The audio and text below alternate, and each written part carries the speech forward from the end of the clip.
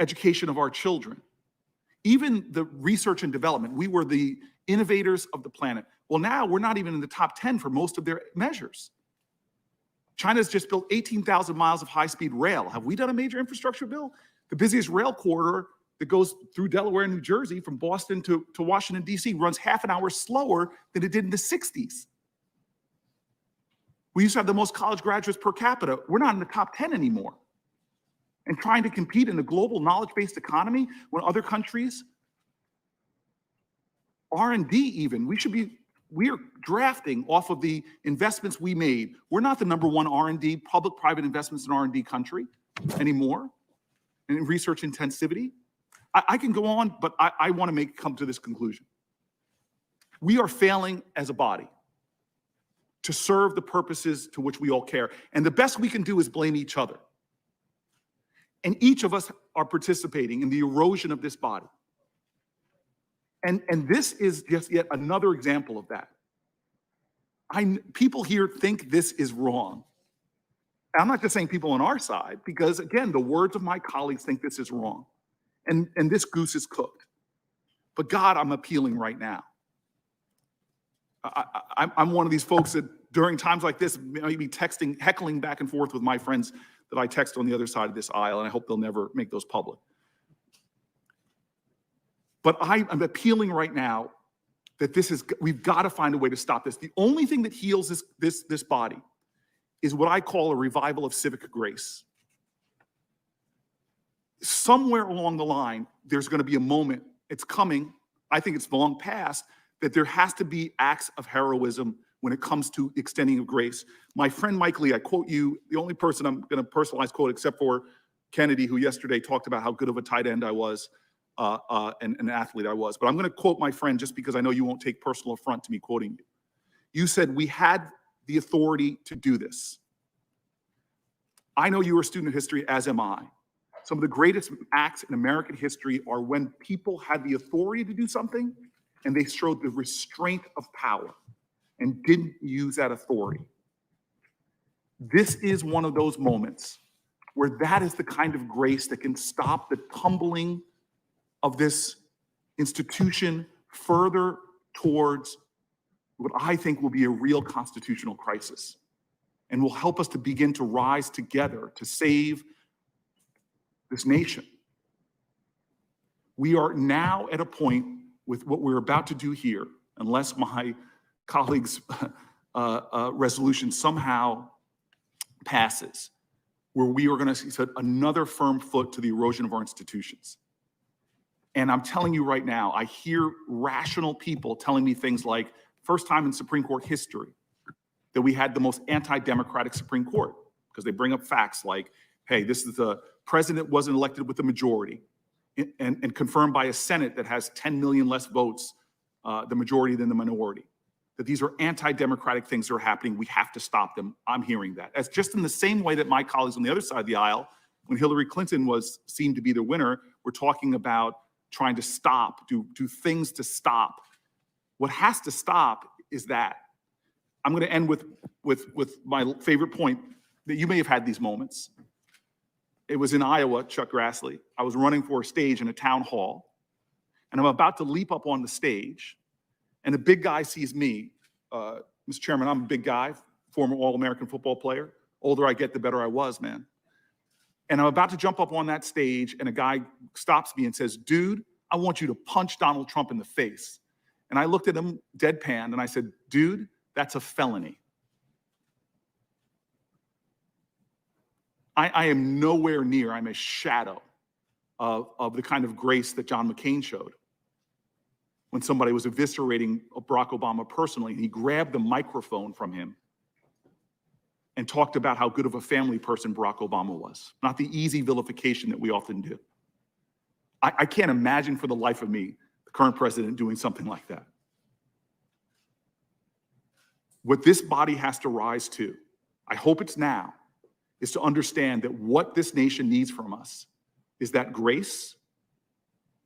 And I failed in this, but this has come the moment in American history that we need to show it. I pray that my colleagues, two of them, will join the other two Republicans and stop this from happening. to show that grace now, because this is a point when millions of Americans are suffering and hurting and losing the very idea of what it means to be an American in terms of the dream and the promise of this country. This is the moment that this nation needs from this body actions of grace. Thank you. Senator Whitehouse, if it's okay, say whatever's on your mind. I would like to dispose of the motion. We do have people that want to give us their view about the judge. If it's okay, after Senator Whitehouse, we'll take up the vote. Chairman, I'll try to be brief. Let me first say how surprised I am that Senator Kennedy finds us all interesting, because I have operated under the principle for many years that everybody from Louisiana is more interesting than I am. I would like to associate myself, just for the sake of time, particularly with the remarks of Senator Blumenthal, who spoke in a way that I thought was very true and eloquent, and does not need my repetition. I do want to suggest to colleagues that the rule of because we can, which is the rule that is being applied today, is one that leads away from a lot of the traditions and comedies and values that the Senate has long embodied. There are Republican members on this committee of whom I am very fond. But don't think that when you have established the rule of because we can, that should the shoe be on the other foot, you will have any credibility to come to us and say, yeah, I know you can do that, but you shouldn't because of X, Y, or Z.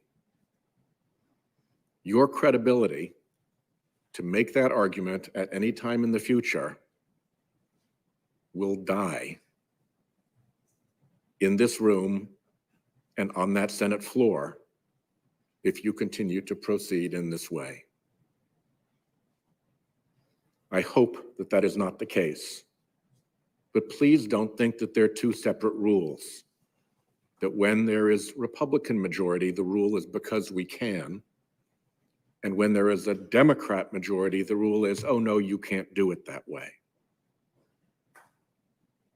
With respect to Senator Cornyn's questions about why we are concerned, let me associate myself with the description that Senator Coons gave, which I thought was very thorough and complete. I would summarize it by saying we are concerned because of what you have said and what other senators have said in briefs and in public pledges about the Affordable Care Act, about Roe versus Wade, about Obergefell. We are concerned about these things because of what President Trump has said. The man who made the choice and told us that that choice was being made specifically to cover him in an election litigation and to terminate health coverage under the ACA. He's your president. Why should we not take him at his word? You don't answer that question. Your party platform, the Republican Party platform, calls for judges to reverse the Obamacare cases, the Affordable Care Act, that is, Roe versus Wade, and Obergefell, the gay marriage case. We didn't say that that's what your plan was. You said that that's what your plan was. And you said in your party platform that you were going to do it through your judicial appointments. That's how you reverse decisions. You put that threat in play. And I got to say, I've got an awful lot of Rhode Islanders who depend on the Affordable Care Act. I've got a lot of Rhode Islanders who want to have some autonomy over the decisions about their body that Roe versus Wade protects. I've got a lot of Rhode Islanders who either are married to someone of their sex or wish to be and plan to be, or have friends and family members whom they love who either are married to somebody of their same sex or wish to be. So when you put those rights in play,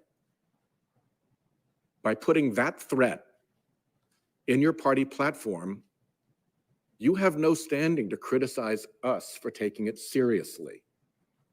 That's what you said. Reverse the Obamacare cases, reverse Roe versus Wade, reverse Obergefell. The last thing that I will say is that while we express our dismay and concern about the significant and disturbing procedural anomalies that are happening in this nomination, all of the last 3 nominations have been characterized by significant and disturbing procedural anomalies. All 3, the Garland to Gorsuch episode, the Kavanaugh confirmation, and now this one. There is a commonality to that that is very disturbing and that suggests the presence of outside forces and interests that are driving these conspicuous, disturbing anomalies.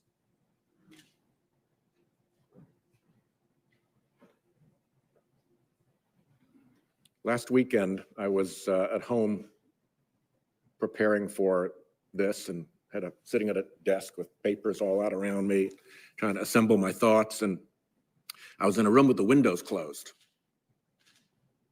And I couldn't feel any breeze. We have pretty good windows in my house, and the wind doesn't blow through them. But I could look out the window.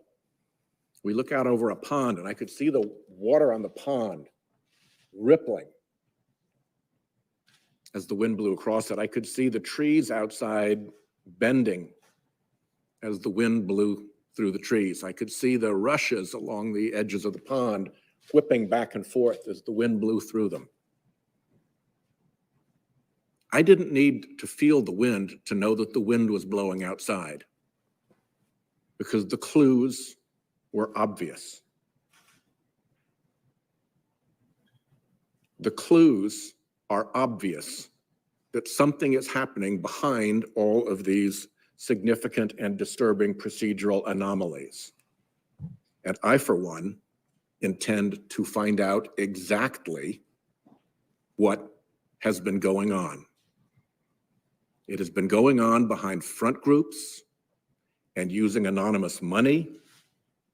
That was not, I don't think, what the founding fathers had in mind when they stood up this robust democracy. That big sneaky interests would hide behind phony front groups and use secret money to get their way. That's not what generations of Americans fought and bled and died for. And I make a commitment here that I will spend every effort that I must to get to the bottom of why these anomalies have taken place. Thank you, Chairman. Thank you. I thought the greatest anomaly I've seen was Kavanaugh, but there's no use looking backward. Let's look forward. The motion by Senator Blumenthal to adjourn the hearing past the election is now before the Senate, and the clerk will call the roll. Mr. Grassley. No. Mr. Cornick. Mr. Lee. No. Mr. Cruz. No. Mr. Sass. No. Mr. Hawley. No. Mr. Tillis. No. Ms. Ernst. No. Mr. Cricco. No. Mr. Kennedy. No. Mrs. Blackburn. No. Mrs. Feinstein. Aye. Mr. Leahy. Aye by proxy. Mr. Durbin. Aye.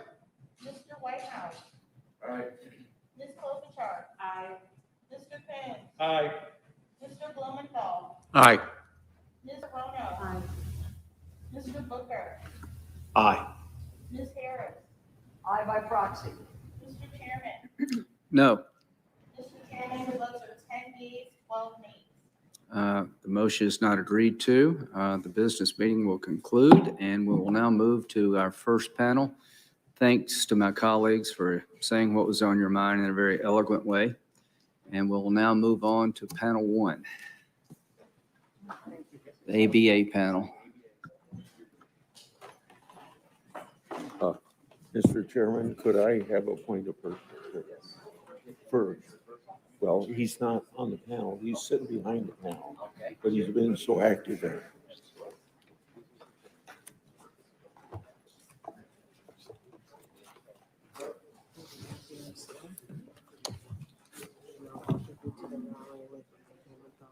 Yeah.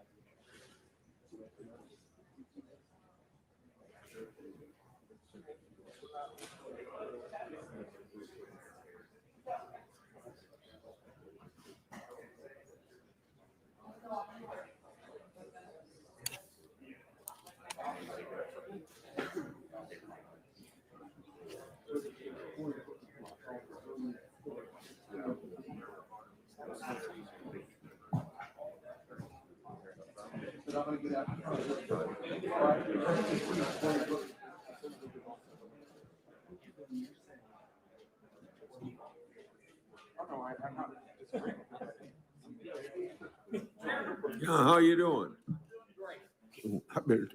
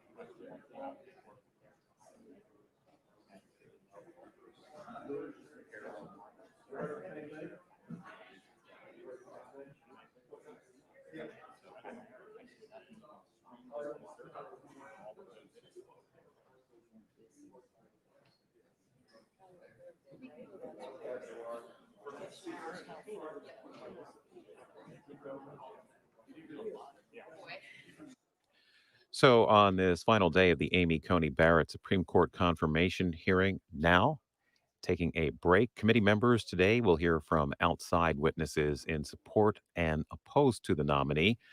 And as you saw this morning, if you've been watching, the committee has been hearing from Senate Democrats who are making last ditch efforts to reject the nominee or the procedure. Now, this afternoon, actually, in this next panel, senators will hear from witnesses again supporting and opposing Judge Barrett. Among the minority witnesses, Kristen Clark, president and executive director of the Lawyers Committee for Civil Rights Under Law. And she is expected to talk about the importance of voting rights and other civil rights protected by the Constitution and federal law. While Republicans have a number of supporters testifying, including retired federal judge, including retired federal judge Thomas Griffith. We do expect this to continue in just a couple of moments. Live coverage here on C-SPAN.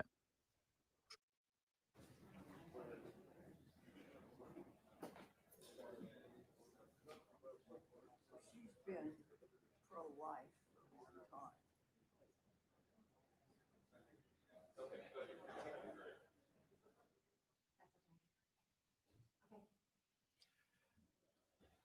In the last 2 days, we've seen a remarkable development. We have seen big tech, we've seen Twitter and Facebook actively interfering in this election in a way that has no precedent in the history of our country. Yesterday, the New York Post broke a story alleging serious corruption of Joe Biden and Hunter Biden concerning Ukraine. The allegations in the New York Post story, if true, indicate that Vice President Biden lied when he said he had never discussed his son's business dealings. That story, once the New York Post broke it, was blocked by Twitter and Facebook. Anyone who attempted to share it was prevented from sharing it on Twitter or Facebook. The New York Post itself, when it attempted to put out its story, was blocked on Twitter and Facebook. The New York Post has the 4th largest circulation of any newspaper in this country. Never before have we seen active censorship of a major press publication with serious allegations of corruption of one of the 2 candidates for president. That was last night. This morning, the story escalated and got even worse.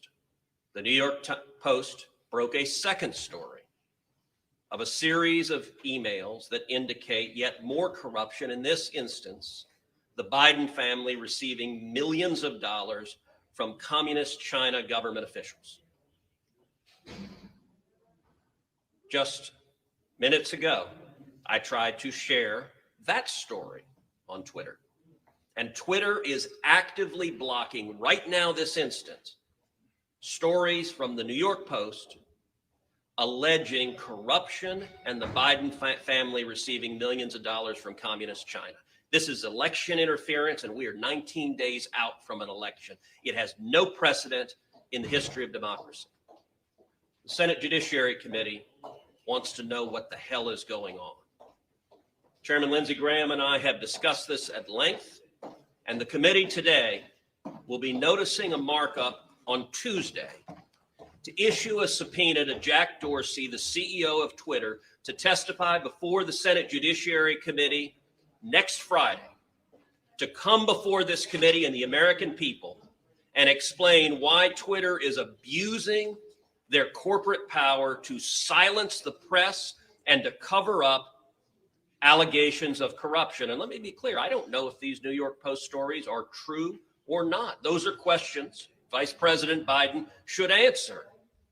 But Twitter and Facebook and big tech billionaires don't get to censor political speech and actively interfere in the election. That's what they're doing right now.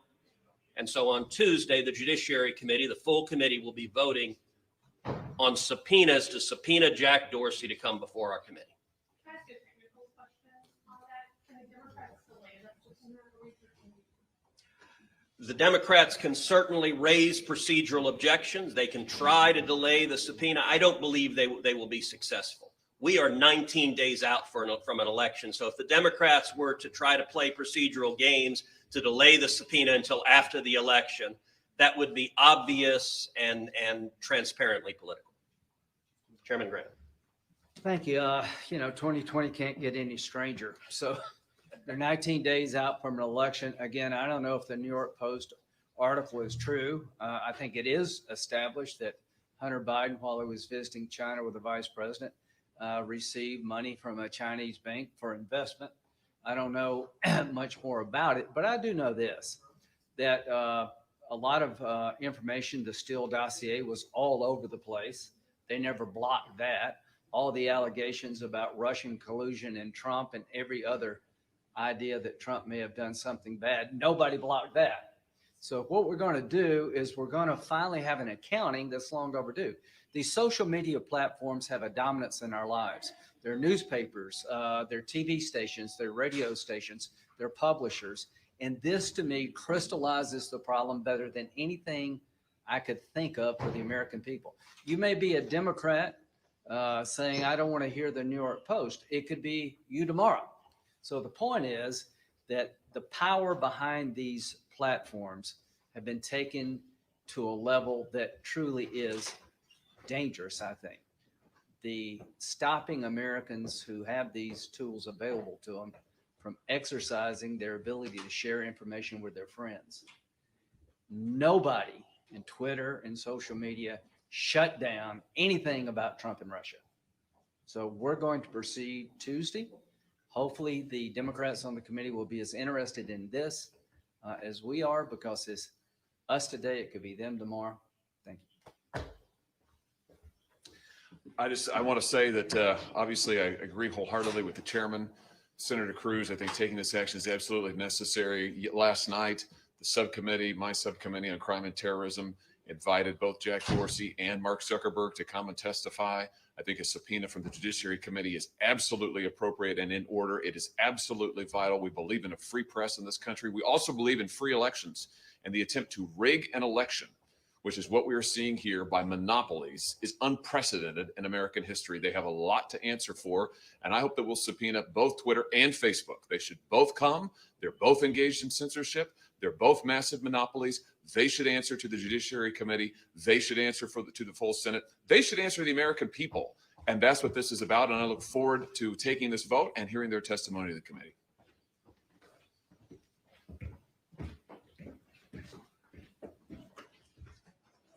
She's coming in. Okay. Yeah, to the loop.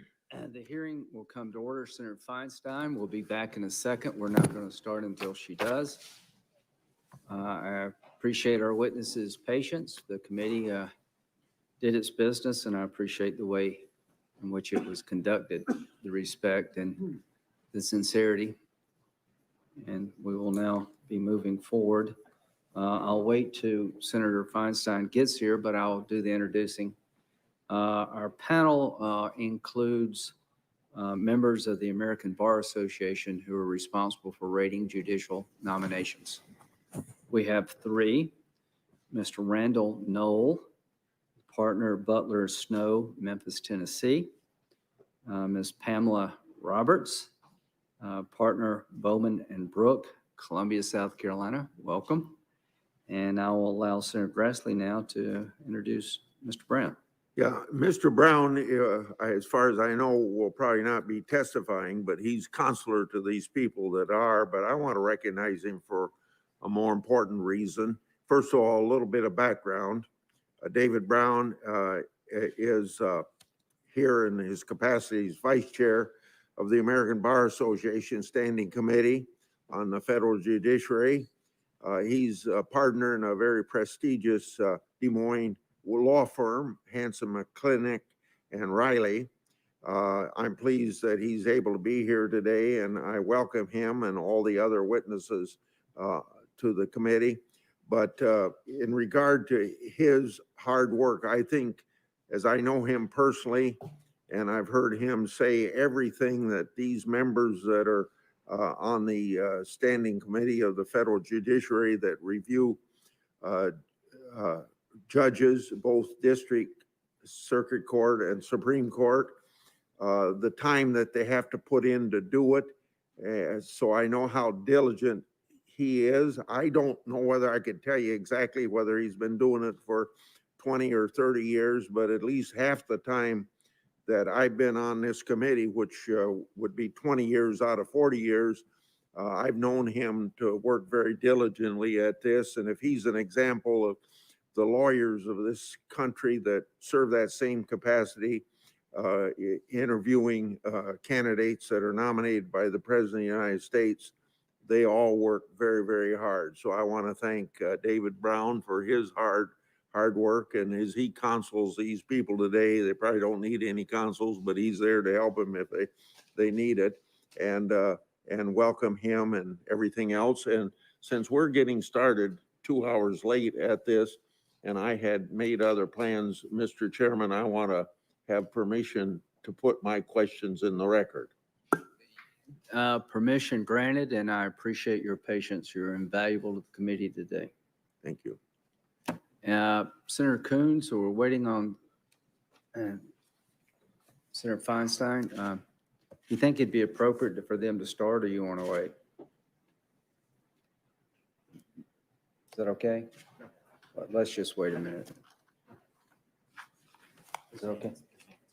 Okay, I've been told it's okay. Mr. Knoll. Thank you, Chairman Graham, and thank you, Member Feinstein, for the opportunity to be here today. It's an honor and a privilege. Need the red button.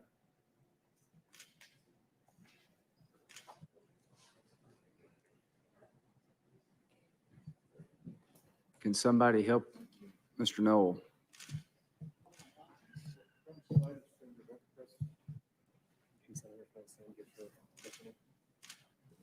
Are we on now? All right. We're on now. Thank you, Chairman Graham and Ranking Member Feinstein, for the opportunity to be here today on behalf of the American Bar Association's Standing Committee on the Federal Judiciary. It's an honor to be here to explain to you our process and our evaluation of Judge Barrett. We gave Judge Barrett a rating of well qualified, as you know, our highest rating. For 67 years, the Standing Committee has conducted thorough, nonpartisan, non-ideological, impartial peer reviews of all nominees to the federal courts. We assess the nominees' integrity, their professional competence, and their judicial temperament. The Standing Committee does not propose or recommend nominees. Our sole mission is to evaluate the professional qualifications of a nominee to serve on the court. And we do that through a comprehensive, thorough, fair, and independent peer review, the only one they will get, that entails reaching out to hundreds of lawyers and judges, bar association leaders, deans and academicians and others across the country who have personal, firsthand knowledge of the nominee's professional endeavors that touch upon the nominee's integrity, professional competence, and judicial demeanor. And the information that's given to us by these individuals is done under strict confidence to ensure that the comments that we receive are candid, open, and honest.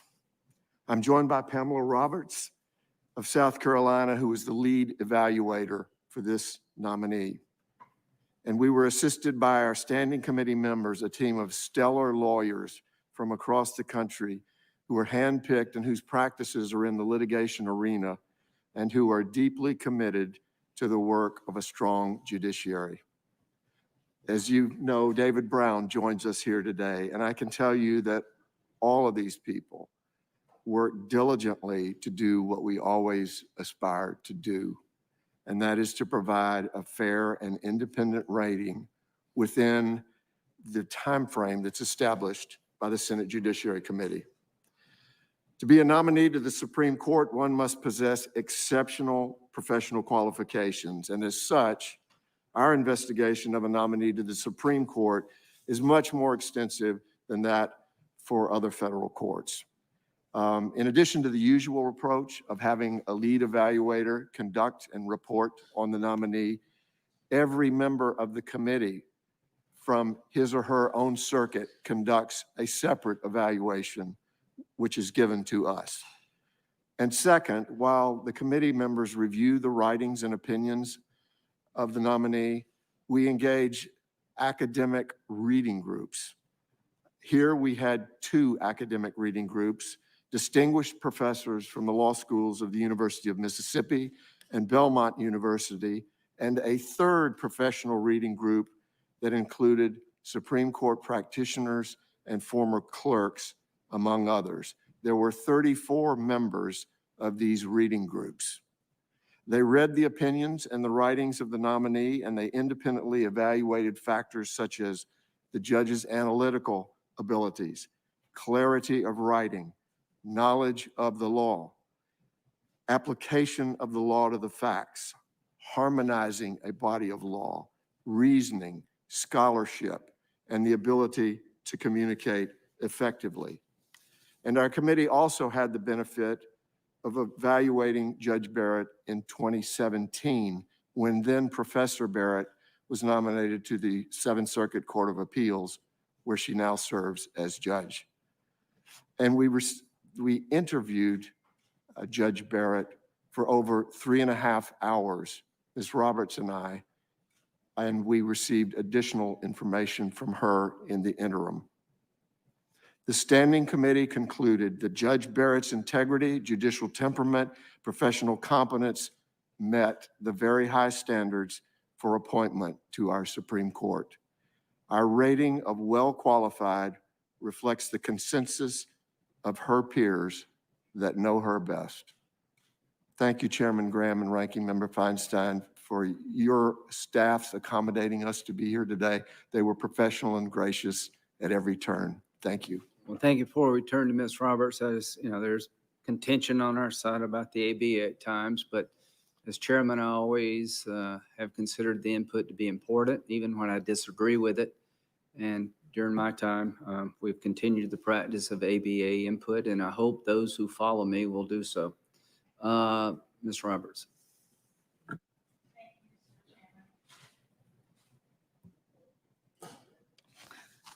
Thank you, Mr. Chairman, Ranking Member Feinstein, and members of the committee.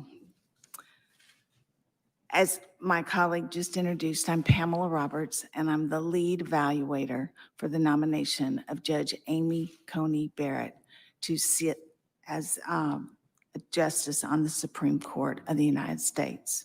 It is my honor to be here today and to present the testimony on behalf of the committee's evaluation of Judge Barrett's professional qualifications. Let me first start with what the committee did not do. We did not base our rating on or seek to express any view regarding Judge Barrett's philosophy, political affiliation, or ideology. We also did not solicit information as to how Judge Barrett might vote on specific issues or cases that might come before the Supreme Court. Rather, the Standing Committee's evaluation of Judge Barrett is based solely on the comprehensive, nonpartisan, non-ideological peer review of the nominee's integrity, professional competence, and judicial temperament. In evaluating integrity, we consider the nominee's character and general reputation in the legal community, as well as the nominee's industry and diligence. Judge Barrett has earned and enjoys an excellent reputation for integrity and outstanding character. Judges and lawyers alike uniformly extolled the nominee's integrity. We can recount a few comments, such as, she's incredibly honest and forthright. She's exactly who you think she is. Nothing about her is fake. She is good, decent, selfless, and sincere. She is an exemplar of living an integrated life in which her intellect, integrity, and compassion weave the different threads of her life together seamlessly. On the basis of these and many, many other laudatory comments and analysis, we received, through our comprehensive evaluation, the Standing Committee concluded that Judge Barrett possesses the integrity required of a well-qualified rating. Professional competence encompasses such qualities as intellectual capability, judgment, writing, and analytical abilities, knowledge of the law, and breadth of experience. A Supreme Court nominee must possess exceptional professional qualifications, including an especially high degree of legal scholarship, academic talent, analytical and writing abilities, and overall excellence. Judge Barrett's professional competence exceeds these criteria. In our evaluation of Judge Barrett's professional competence, the members of the Standing Committee not only evaluated the reports mentioned by my colleague, by the practitioners and the academic reading groups, but then went further to obtain the views of lawyers, academics, and Judge Barrett's judicial peers. Descriptions of her intellect are captured with comments such as these. She is whip smart. She's highly productive, punctual, and well-prepared. A brilliant writer and thinker. She's quite pragmatic. Judge Barrett is an intellectual giant with people skills and engaging warmth. An amazing student. This came from a professor, obviously, without question, the smartest student I have ever taught. But put it simply, one said, the myth is real. She is a staggering academic mind. Given the breadth, depth, and strength of the feedback we received, the Standing Committee concluded that Judge Barrett had demonstrated professional competence to exceptional and sufficiently outstanding to be rated well qualified. In evaluating her judicial temperament, the Standing Committee considers a nominee's compassion, decisiveness, open-mindedness, courtesy, patience, freedom from bias, and most of all, commitment to equal justice under the law. The following comments provide insight into her demeanor as a jurist. She's always willing to be helpful, engage with others on a topic, even when she has a different philosophy. When she writes a dissent, she is collegial. She's an efficient judge. She is always prepared. At oral argument, she asks insightful questions. There's never a hint of sarcasm in her questioning. She is also a good listener. She has a calm, scholarly temperament. Judge Barrett has demonstrated stellar judicial temperament in all settings and meets the standard of a well-qualified. In conclusion, Judge Barrett meets the highest standards of integrity, professional competence, and judicial temperament. It is the opinion of the ABA Standing Committee on the Federal Judiciary that Judge Barrett is well qualified to serve as an Associate Justice of the Supreme Court of the United States. Thank you so much. Well, thank you. And I, to the extent that the American people could hear what you had to say, I think it would be reassuring in terms of the Bar Associations taking the time and effort to do something this important. We're all grateful. Were either one of you involved in the Justice Kagan Sotomayor confirmation process? No, sir. Okay. The reason I mentioned that, the same things that were said today about Judge Barrett were also said about Justice Sotomayor and Kagan, and quite frankly, every other nominee that I've had the pleasure to associate with on the Judiciary Committee. In terms of the three areas that you evaluate, how much time and attention went into this, Ms. Roberts? On behalf of the entire committee, Yes, I mean, thousands of hours. okay. Mr. Knoll, are you in agreement with the summary given by Ms. Roberts? Yes, indeed. Yes. Yes. In terms of, both of you are active in the practice of law? Except for the last 2.5 weeks. Well, I can't show favoritism here, Ms. Roberts, but I know you, and it's good to have somebody without an accent come to the committee. Mr. Knoll, are you involved in the practice of law? I'm a full-time practicing senior partner in my law firm, yes. Okay, and you have people's personal interest and property rights in your hands as a lawyer, is that correct? I do, yes. Same for you, Ms. Roberts? Yes. You're very well known in our state, by the way. Simply put, would both of you feel comfortable going before Judge Barrett? Absolutely. Absolutely. Think yes, you sir. folks would get a fair shake? No doubt in my mind. I would agree with that. Thank you all. You've done the country an invaluable service. Thank you. Senator Feinstein. Well, I'd like to say thank you too. One of the things that I've observed over my tenure on the committee is really how extraordinarily valuable the ABA has been. And as a non-lawyer, particularly to me. So I just wanted to be able to say a word of thanks to you. And I hope you keep it coming. We very much welcome your advice, your counsel, and your legal professionalism. So thank you. Thank you.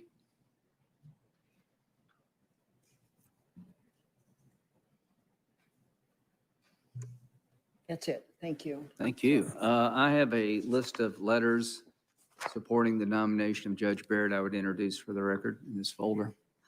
Without objection, Senator Cornett. Mr. Chairman, I have a letter from the Independent Women's Voice in support of the nominee. I'd ask unanimous consent that it be made part of the record. Without objection. On our side, would anybody like to say something? You don't have to. Anybody like to ask questions? Senator Kennedy? I just wanted to thank you for all your hard work and the time you spent on this. Thank you. Senator Coons, anyone? Yes, if I could. Just two questions for you. One on a broader issue of the ABA and its role in confirmation, and then another on diversity in the federal courts.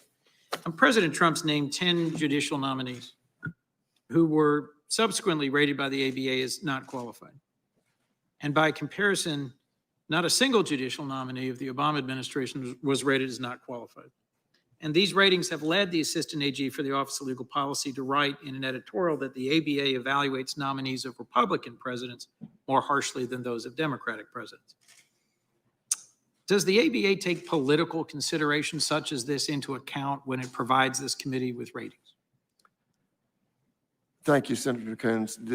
Our evaluations are done in an apolitical, neutral, impartial way. We do not take into account political affiliation, religious preference, philosophy, or personal views. We focus solely on the professional qualifications to serve. And if I might add, Senator, that under the two administrations, was a different practice. Under the Obama administration, the ABA process actually goes forward before going to the Senate committee. Correct. And so you don't have, it addresses problematic nominees before they're formal nominees. Correct. One of my repeatedly stated concerns has been racing forward with nominees before we get your input on qualification, which I tend to rely on. One other question, if I might. By nearly every metric, the Trump administration's judicial nominees have been among the least diverse of any president in generations. He's made 50 nominations to the circuit courts, not one of whom was Black. In fact, over his 200 nominations, about 85% have been white and only 25% have been women.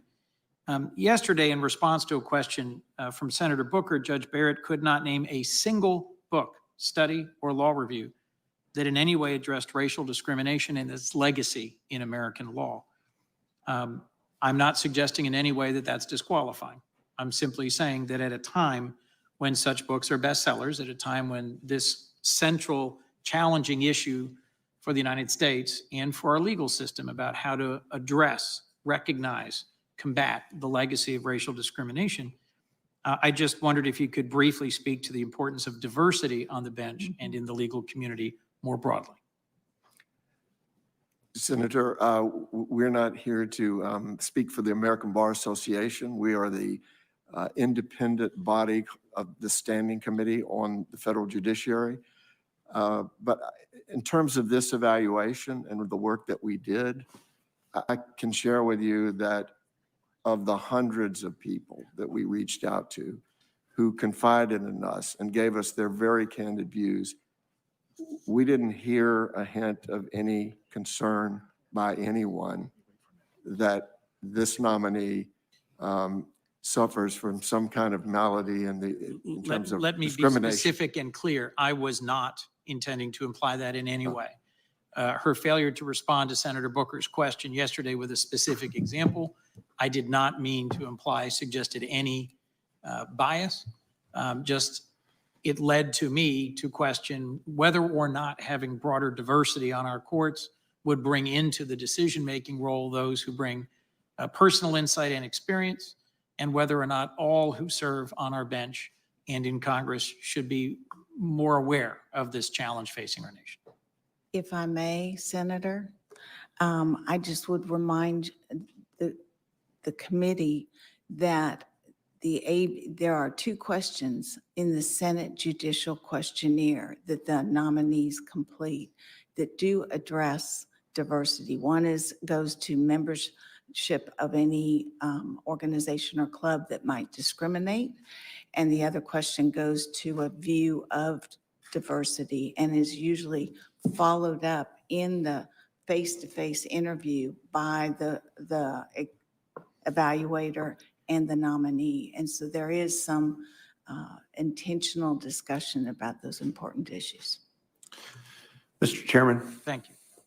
Mr. Chairman, Yes, Senator Corning. Mr. Chairman, it strikes me that the nominee understands diversity, appreciates diversity. She's got 2 children she adopted from Haiti. So I don't think she needs to have anybody preaching to her about the importance of diversity. Her own family is racially diverse. And I think it speaks volumes of about her character and her husband's character for what they have done in terms of adding to their already large family by adopting these 2 children from Haiti. Okay, anybody else? Senator Cruz. Mr. Chairman, I wanted to thank both of the witnesses for the hard work. I know you put a lot of time into these interviews, and thank you for the thoroughness with which you approached the job, and thank you for relaying to the committee what you found from those interviews.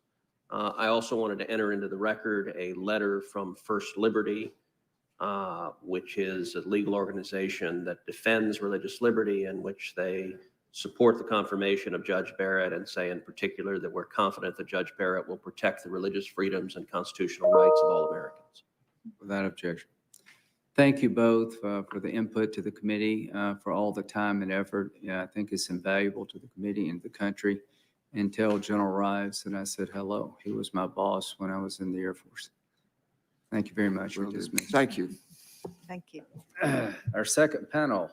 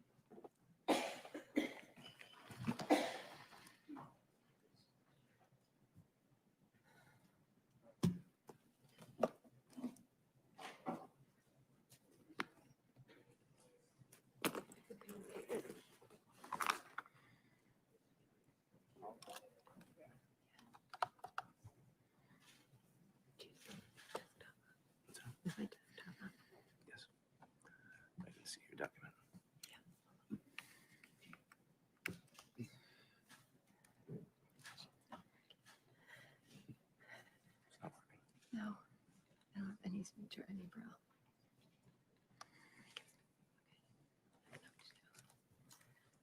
It's not working at all. No.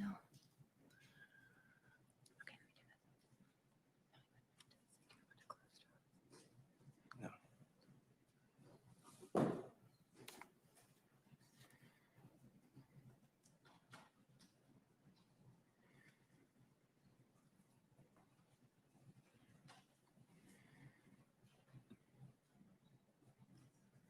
Take your time.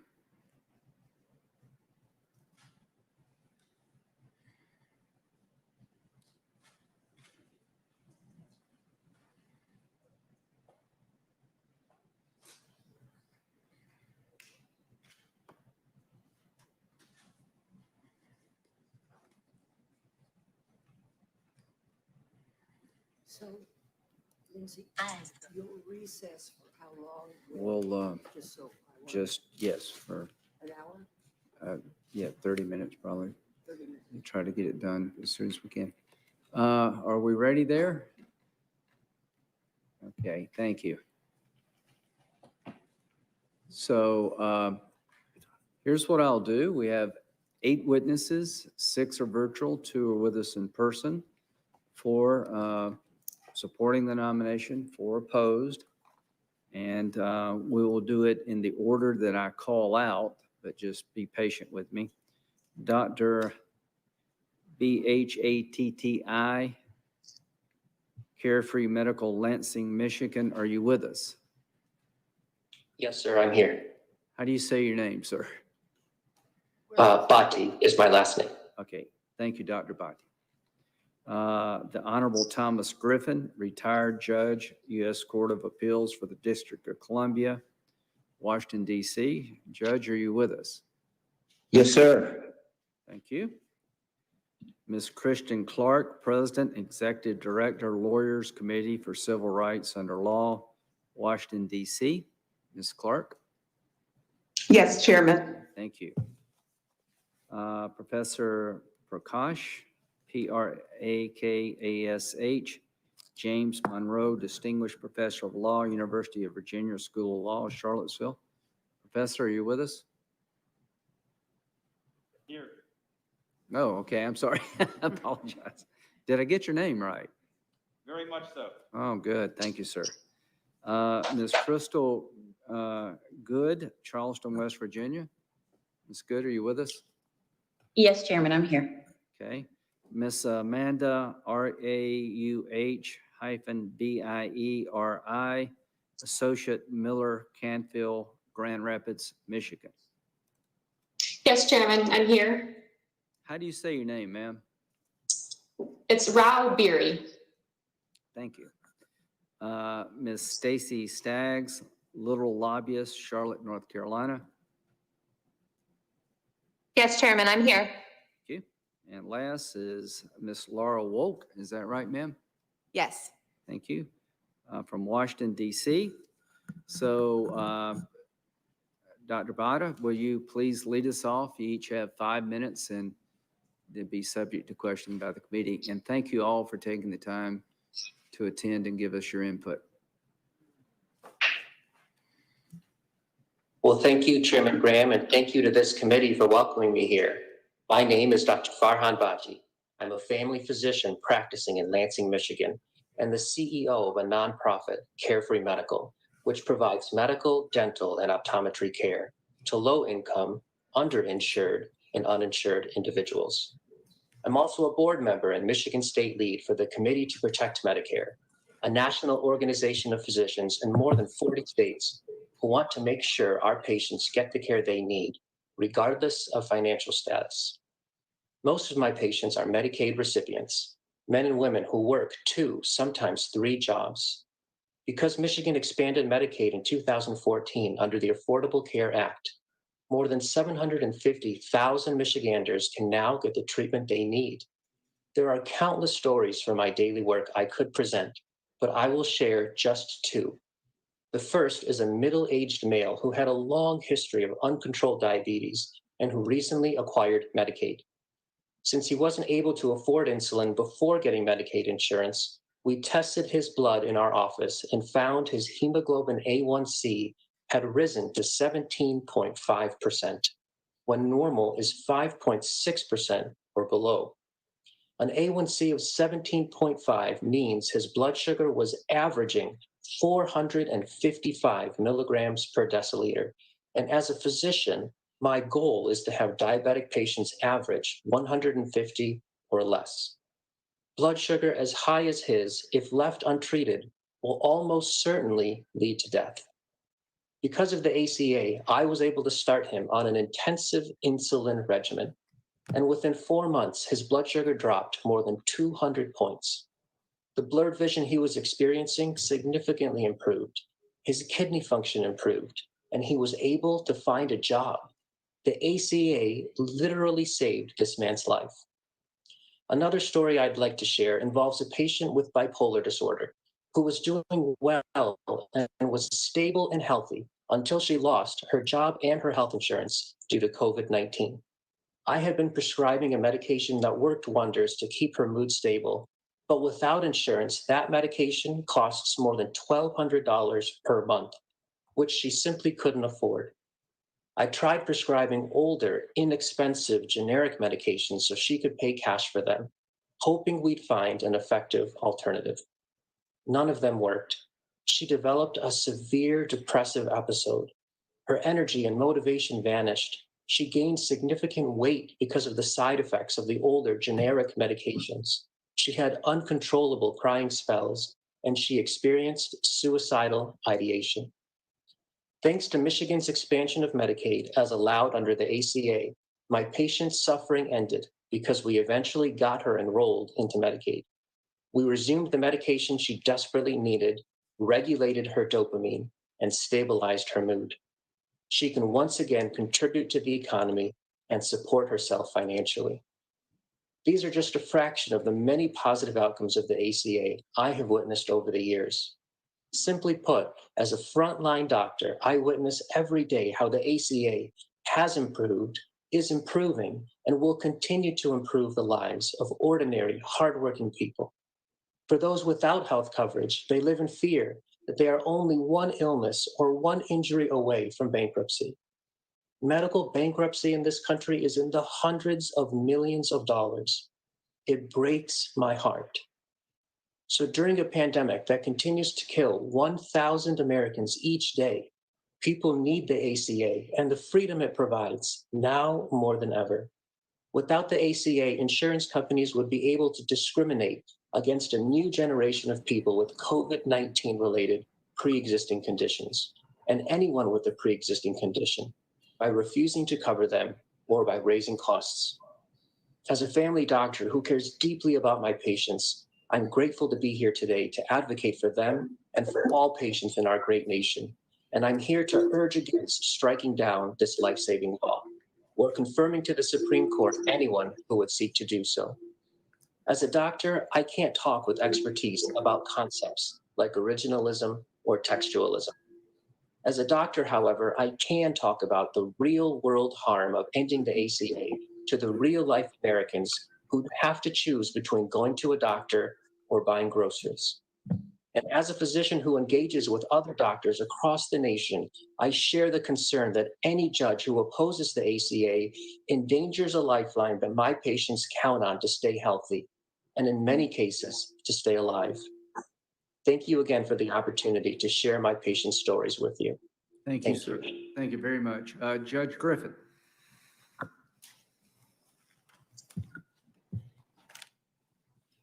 Mr. Chairman, Mr. Chairman, Ranking Member Feinstein, and members of the committee. From 2005 until last month, I was a judge on the U.S. Court of Appeals for the D.C. Circuit. But before that, I spent several years and many long hours in the hearing room where you are now as the nonpartisan Senate Legal Counsel. I'm appearing to you virtually, but it's good to be back in a room where I spent so much time working with such great senators. I'm honored by the invitation to speak in support of the confirmation of my friend, Judge Amy Coney Barrett, to the Supreme Court of the United States. As you and the nation has seen during these hearings, Judge Barrett is supremely well qualified to join the other esteemed members of the court.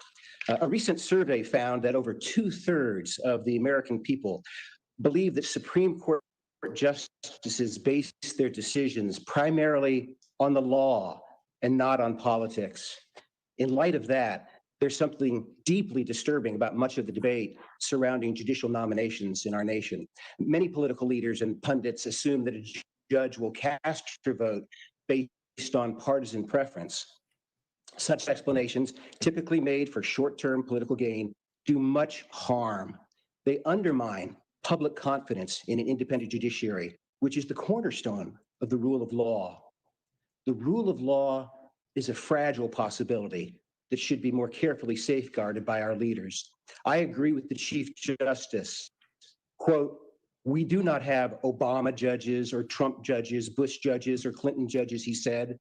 "What we have is an extraordinary group of dedicated judges doing their level best to do equal right to those appearing before them."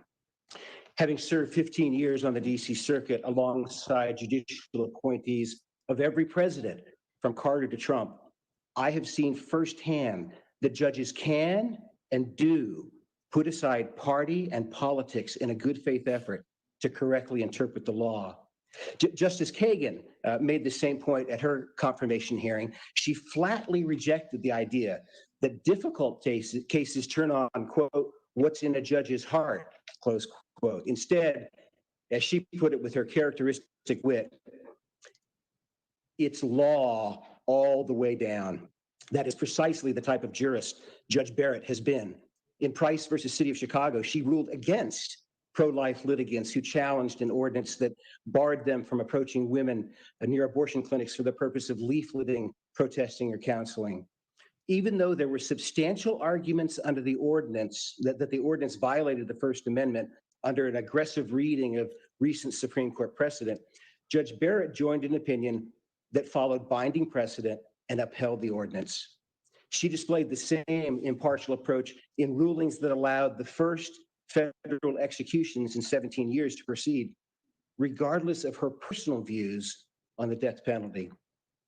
As constitutional scholar Jonathan Adler pointed out, quote, "These decisions certainly are not in line with church teaching and further suggest that Judge Barrett applies the law, whether or not that coincides with her personal beliefs." Judge Barrett brings something else to her work as a judge that is especially vital to our nation at a time when many regard those with differing views as enemies, not friends. In the words of Judge Lawrence Silberman, my friend and distinguished former colleague on the DC Circuit, for whom Judge Barrett clerked, quote, "Amy combined a powerful analytical ability with an innate kindness and sense of decency." The public record makes clear Judge Barrett's powerful analytical ability. I don't think we can overstate the importance of her kindness and decency. Judge Barrett's colleague at Notre Dame, O. Carter Sneed, says of her, "She genuinely seeks to understand others' arguments. Time and again, I have seen her gently reframe a colleague's arguments to make them stronger, even when she disagreed with them." Professor Lisa Gross-Sun of Brigham Young University observes, quote, "Amy always welcomes the opportunity to learn more from people whose perspectives differ from her own. She's always very generous to other people's arguments."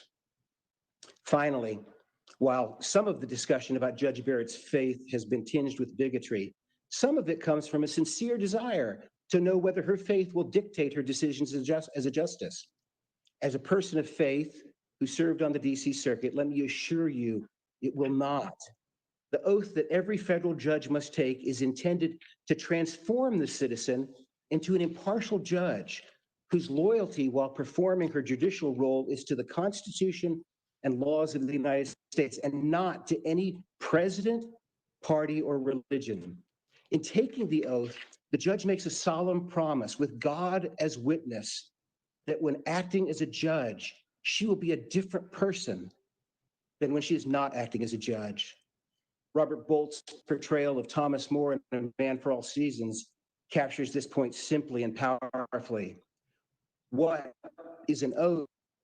More asks, but words we speak to God.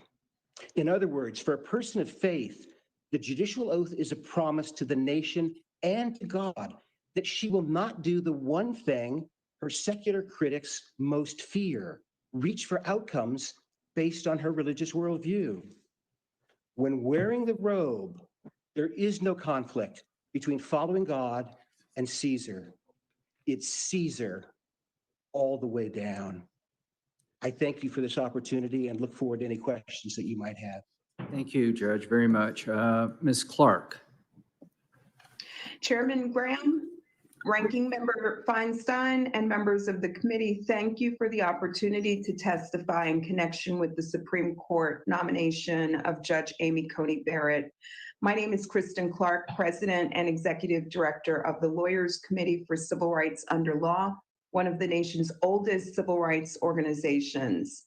Founded in 1963 at the request of President John F. Kennedy, we turn to the courts to protect the civil rights and voting rights of Black people and other communities of color across our nation. We've conducted an exhaustive review of Judge Barrett's writings, speeches, and decisions during her time on the court.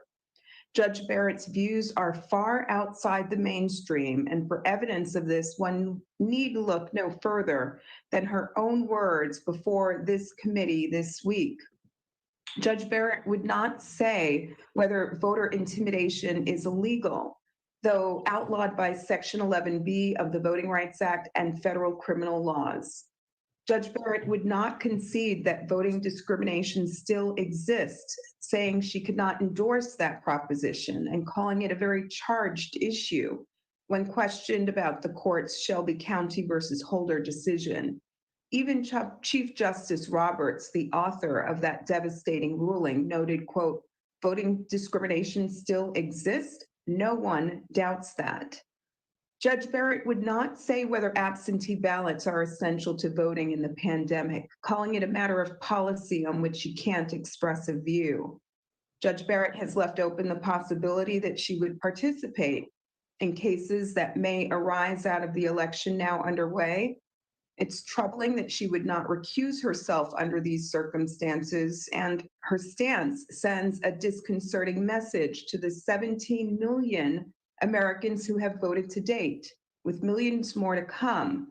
These are voters who want their ballots and not an election season court pick to determine the election outcome. Her record reflects the same. In Cantor versus Barr, she suggested the right to vote deserves less protection than the right to own a gun. And that's a radical point of view, no matter what one's view of the Second Amendment. In her words, she described the right to serve on juries and to vote as belonging only to, quote, virtuous citizens. She's made clear that her judicial philosophy has been molded by the late Justice Scalia, who described the Voting Rights Act as, quote, a perpetuation of a racial entitlement. When asked if she agreed with this, she refused to answer. During these hearings, Judge Barrett has gone to great lengths to distance herself from the reality of voter suppression and voting discrimination that we face today. This should sound an alarm to anyone in our country who cares about protecting voting rights for all Americans. In this moment, we're in lower courts fighting efforts to purge voters from the rolls, efforts to shutter polling sites in communities of color, burdensome restrictions such as notary and witness requirements for those casting absentee ballots during the pandemic, and more. and this term the court will decide a case arising out of Arizona, where the issue concerns racial discrimination in voting under both the Constitution and Section 2 of the Voting Rights Act. Given Judge Barrett's unwillingness to recognize the threats that Black people and communities of color face in voting, I'm deeply concerned about how she would handle this case and many other such cases that will come before the court. A brief word on employment discrimination. Judge Barrett revealed alarming insensitivity to racial harassment in the workplace in Smith versus Illinois Department of Transportation. There she held that a Black traffic patrol driver was not subject to a hostile work environment, even though coworkers frequently subjected him to use of the N-word. Judge Barrett concluded that this was an egregious racial epithet, but concluded that this sort of racial hostility was not enough to prove discrimination. This stance is simply incomprehensible. The nomination of Justice Barrett arises at one of the most tumultuous times in our nation's history. We're wrestling with a pandemic, protests about unconstitutional policing practices, racial injustice, and more. Our nation deserves a justice who is committed to protecting the hard-earned rights of all Americans, particularly our nation's most vulnerable. For these reasons, the Lawyers Committee for Civil Rights under Law opposes Judge Barrett's nomination. Thank you. Thank you, Ms. Clark. Professor Prakash?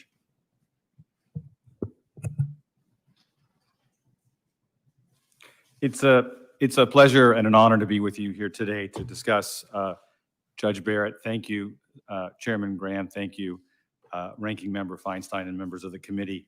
I had the pleasure of working for the great Senator Alan Simpson over the summer, and so I finally remember this building.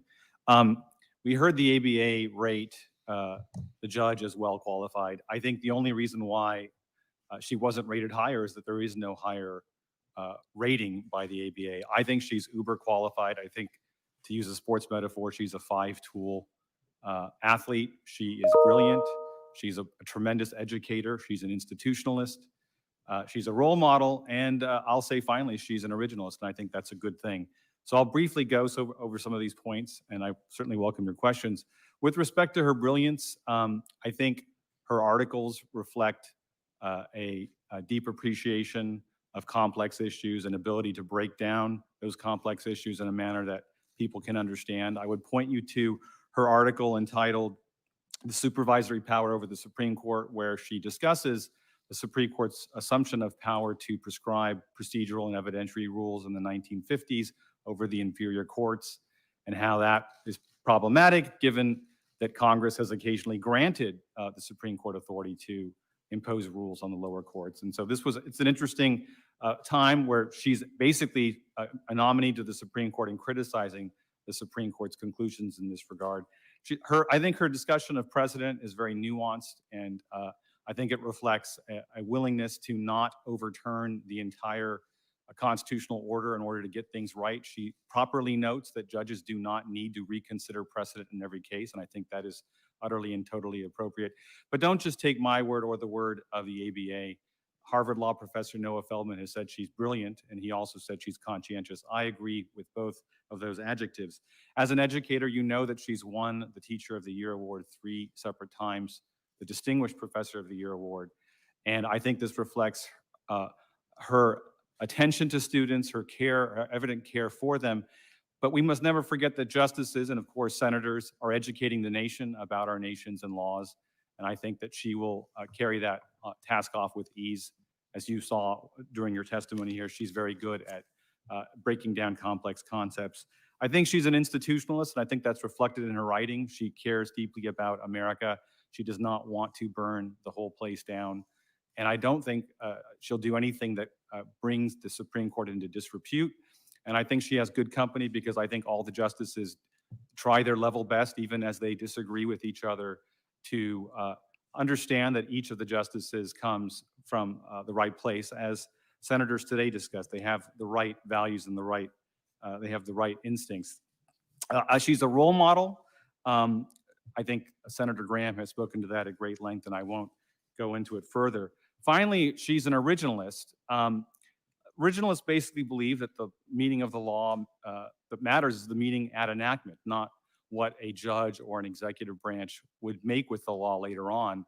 And I'm reminded of the Biden condition, named after Senator Joseph Biden. You probably have heard of him.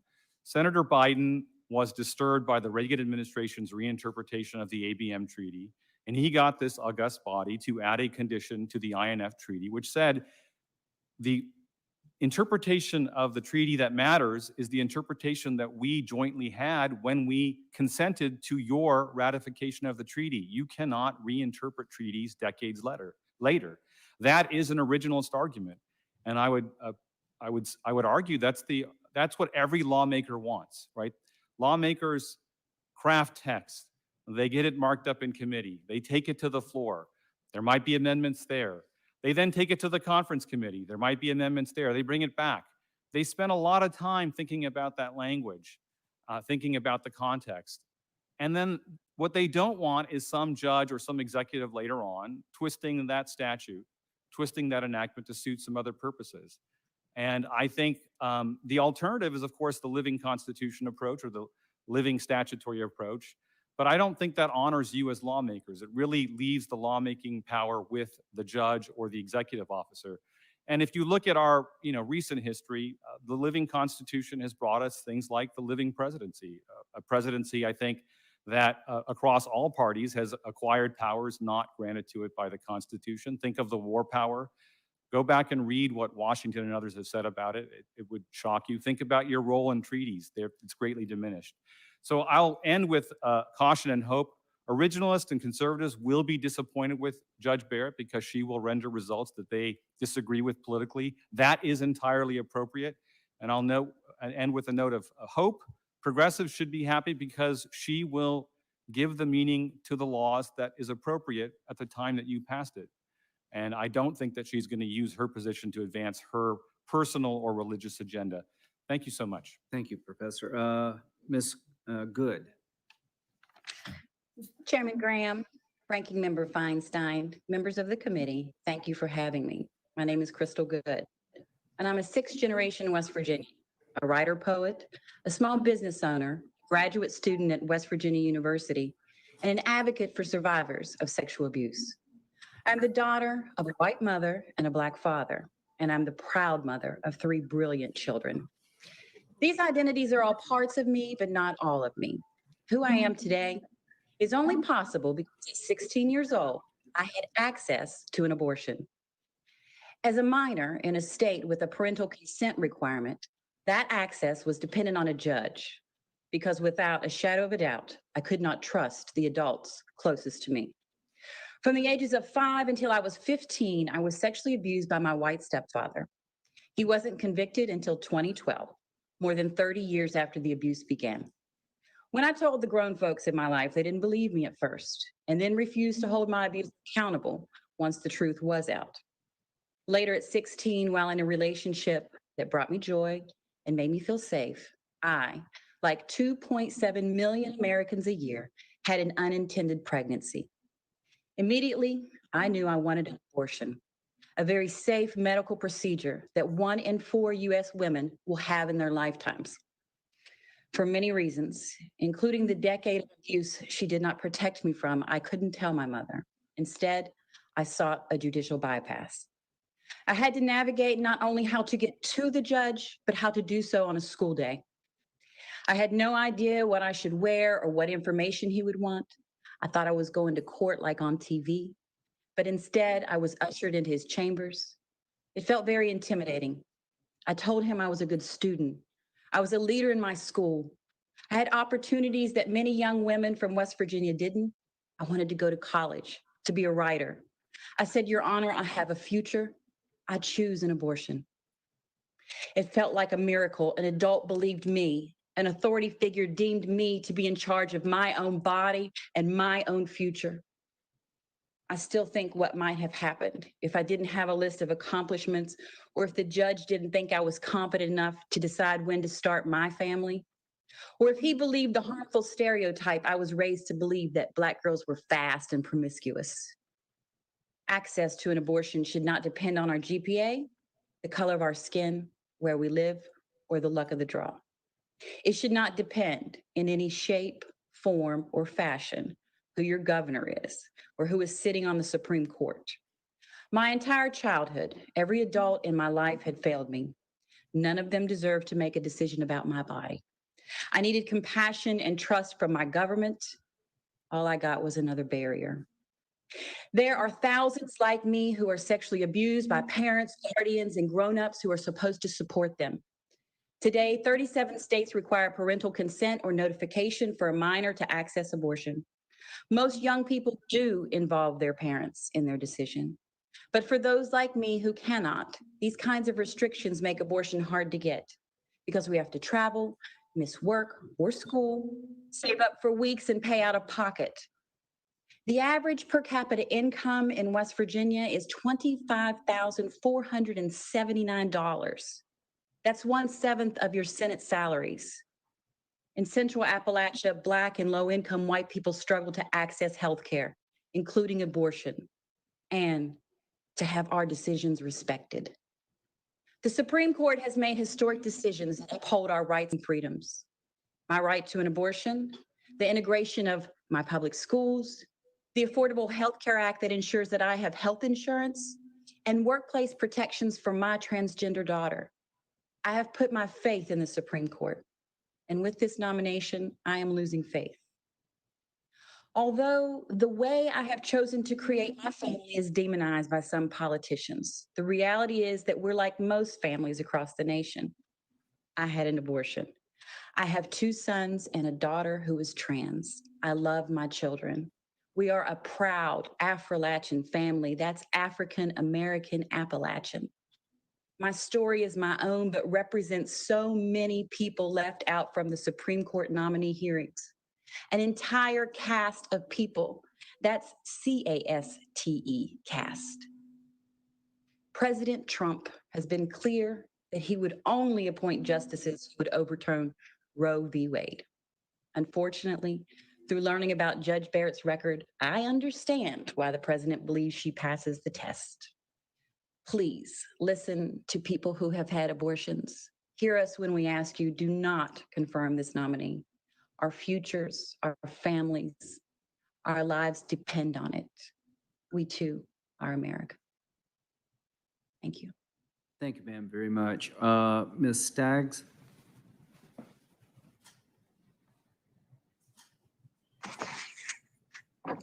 Good morning, good afternoon, and thank you for the opportunity to come and speak with you all today.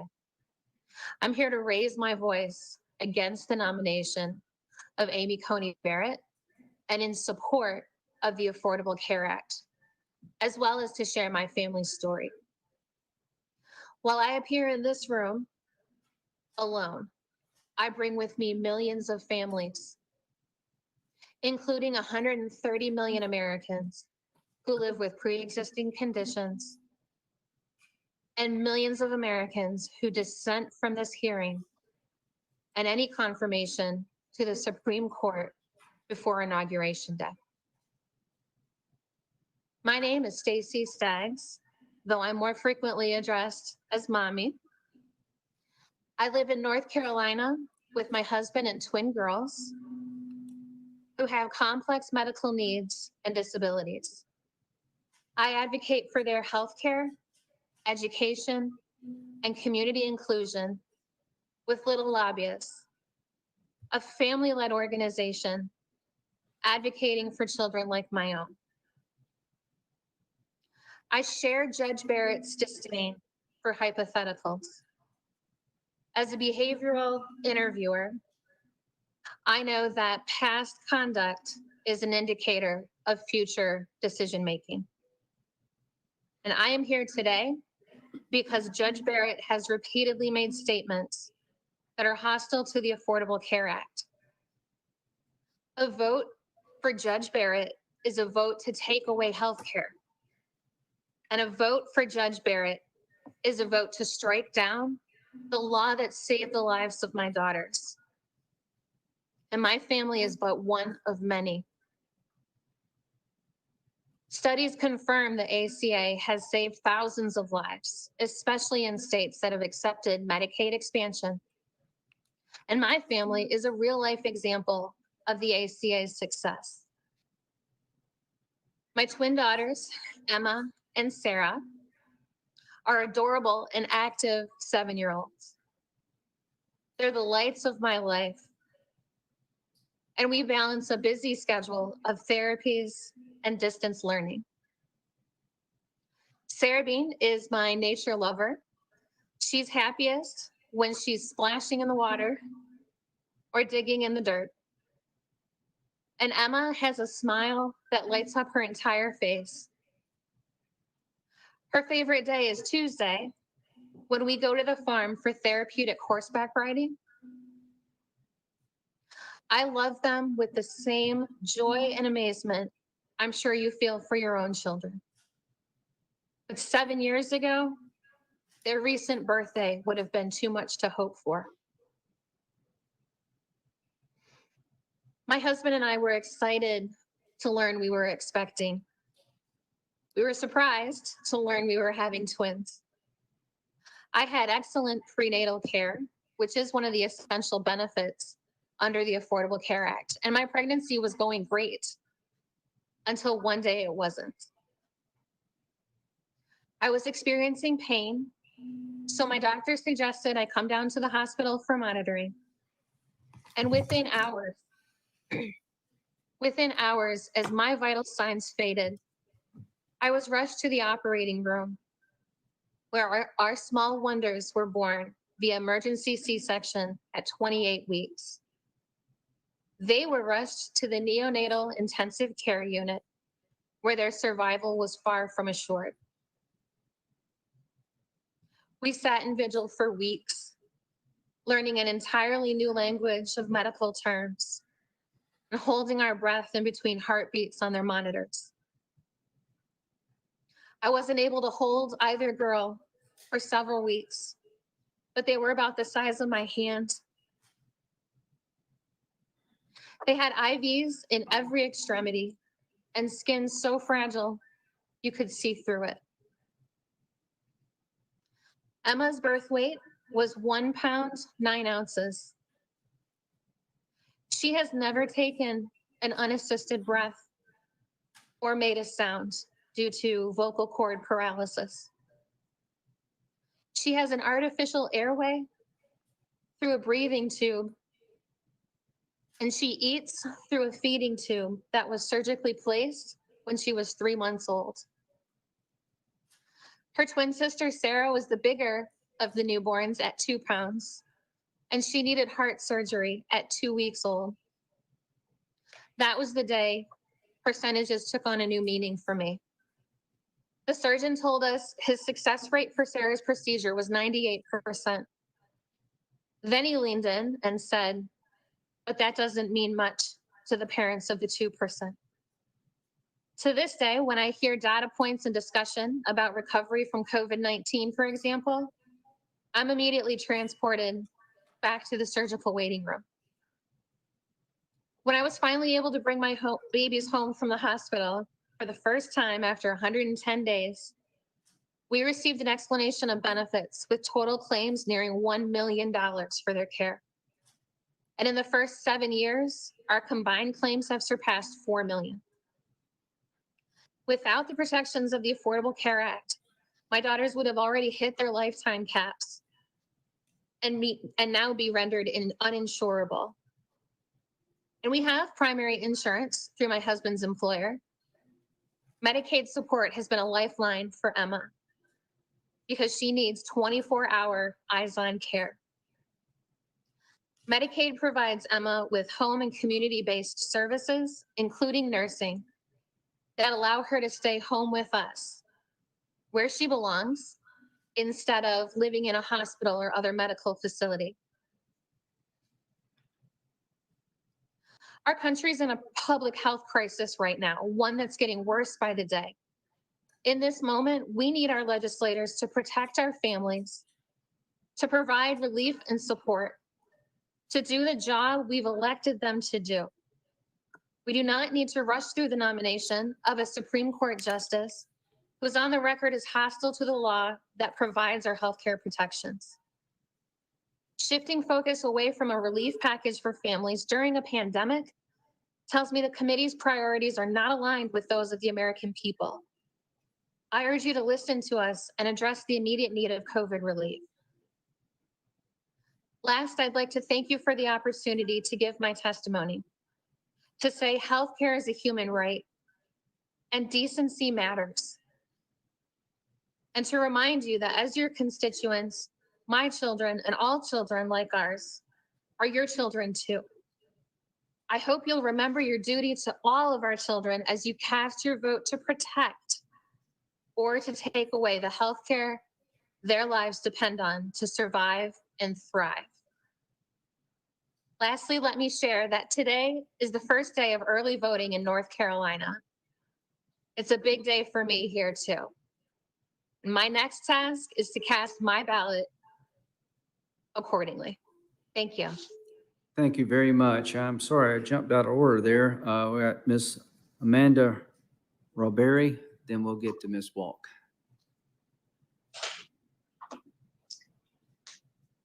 Mr. Chairman, Ranking Member Feinstein, and other members of the committee, I am deeply honored to speak to you about somebody who has had an outsized effect on my life as a former boss and a cherished mentor, Judge Amy Coney Barrett. I know Judge Barrett to be a person of the highest character, and I sincerely and enthusiastically support her nomination to be an Associate Justice of the United States Supreme Court. I had the privilege to serve as a law clerk during Judge Barrett's first term on the bench, joining her chambers shortly after her confirmation to the Seventh Circuit in 2017. From the very beginning, I saw Judge Barrett exhibit the rare and unique set of qualities that make her an exemplary judge. She is a brilliant thinker. She analyzes and writes about legal issues with striking clarity and precision. She is patient, thoughtful, and compassionate. She brings each of these qualities to bear on every case she decides. Judge Barrett is dedicated and disciplined, and as a judge, she is committed above all else to the rule of law. As she has said, and as I have seen, Judge Barrett understands that policy decisions must be left to the political branches. The role of a judge is to enforce the law as written. I have seen Judge Barrett put that unwavering commitment to the law into action in every case before her. She approaches each case with an open mind. She commits to the idea that either side might, in the end, have the better legal argument. Judge Barrett's open-mindedness is grounded in her compassion. She has spoken about viewing each decision from the perspective of the losing party. I saw her put that ethic into practice. It would be easier in many ways not to take this more demanding approach. But I learned from Judge Barrett that the law is about fairness over efficiency, and that every member of society and every party that comes before the court is entitled to equal justice. Judge Barrett is a judge who applies the law fairly and reaches the result that is required. And she writes with empathy and appreciates the real-life impact of her decisions. Alongside Judge Barrett's powerful intellect and enduring commitment to the law is her determination and discipline. In deciding cases, Judge Barrett has never relied simply on her extraordinarily sharp legal mind. She pairs that gift with a dedication to the full process in each case. She never takes a shortcut. She thoroughly examines the facts and the applicable law in each case. She's an intensely hard worker. Even the early rising clerks often arrived at her chambers to find the light already on underneath her office door. Even with her towering intellect and unfailing work ethic, Judge Barrett always took seriously the views of her law clerks. She would often pop over to our offices, ready to hear our perspective on a case or discuss a particular legal question. It's a testament to her respect and charity that she often walked the path from her office to mine, eager to hear my thoughts on the legal questions or to engage me in discussion over the thornier issues. It was in those conversations that Judge Barrett created a culture that encouraged us to voice our differing opinions, even if we thought she would ultimately disagree. She sees the value in discourse, and she fosters that value in her clerks, teaching us to be open and curious and humble about the law and life. And from what I saw as a law clerk, Judge Barrett approached her colleagues on the bench with the same gracious humility and openness that I experienced from her. Judge Barrett's impact on my life runs far deeper than legal training. As I said, I was in Judge Barrett's first class of clerks, and I joined her chambers in January of 2018, 2 weeks after my graduation from law school. I loved my time in law school, but I also spent much of it unsure of myself. I often tried to downplay my presence, afraid that I was wrong or inadequate. I wasn't certain I had what it took to succeed. Judge Barrett changed that for me. Her example and mentorship inspired in me confidence I didn't know I had.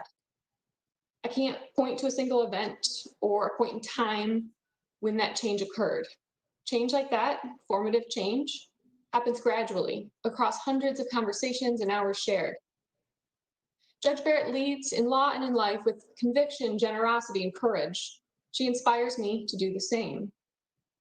For example, I can tell you with certainty that I would not have the confidence to be here speaking to this committee without Judge Barrett's influence in my life. Judge Barrett has the rare gift of lifting everyone around her. She knows how to bring out the best in her clerks, spurring each of us to excellence. Judge Barrett has her own large family, but that didn't stop her from treating her clerks like family too. Shortly after arrived in chambers, my 3 co-clerks and I piled into the back of Judge Barrett's minivan, and she drove us from South Bend to Chicago for her first set of oral arguments. She cared deeply about each of us, investing time and encouraging us to cultivate rich, fulfilling, and well-rounded lives, both in and beyond the law. Clerking for Judge Barrett and being mentored by her is an honor. Judge Barrett has elevated my thinking, writing, and character, not by prescription, but simply by being herself. As a Supreme Court justice, she would be a role model for generations to come, as she is for me. I am proud and honored to support Judge Amy Coney Barrett's nomination to serve as an Associate Justice of the United States Supreme Court. Thank you. Thank you very much. Our last witness is Ms. Wolk. Did I get that right, Ms. Wolk? You did. Thank you. Mr. Chairman, Ranking Member Feinstein, and members of the committee. My name is Laura Wolk, and I am a former student and mentee of Judge Amy Coney Barrett. In part because of her unwavering support, I am the first blind woman to serve as a law clerk on the Supreme Court of the United States. It is now my immense privilege to appear before you in support of Judge Barrett's nomination to that same great institution. You have heard over the past few days about Judge Barrett's judicial qualities, which are beyond reproach. But should you confirm Amy Barrett, the country will receive something far greater than simply an unparalleled legal mind. It will gain the service of one of the kindest individuals I have ever known. Her brilliance is matched only by her compassion, and her integrity is unassailable. I'm not speaking in mere abstractions here. Rather, I have experienced these characteristics firsthand with life-changing results. Because I am completely blind, I rely heavily on assistive technology to compete on a level playing field with my sighted peers. Before arriving at Notre Dame Law School in 2013, I worked hard to ensure that the university would purchase backup copies of the technology I use. But upon arrival, I discovered that bureaucratic glitches left me without access to that technology. And on cue, my personal laptop immediately began to fail. Overnight, I found myself struggling to keep up in class, falling increasingly behind with each passing hour. I needed help, and I needed it fast. I'd been Judge Barrett's student only for a few weeks, but her graciousness and warmth gave me hope that she could provide me with that assistance. Even so, I maintained relatively low expectations. Based on my past experience, I assumed that Judge Barrett would simply direct me to the proper bureaucratic channels, which could still take weeks, if not longer, to navigate. But Judge Barrett did something altogether different. She silently listened with deep attention as I explained my situation, giving me the freedom to let down my guard and come apart. As a disabled person, I am accustomed to acting as if I have everything under control, when in reality, the world feels like it is spinning out from under me. But in front of Judge Barrett, I was able to let the mask slip and indeed to disappear completely.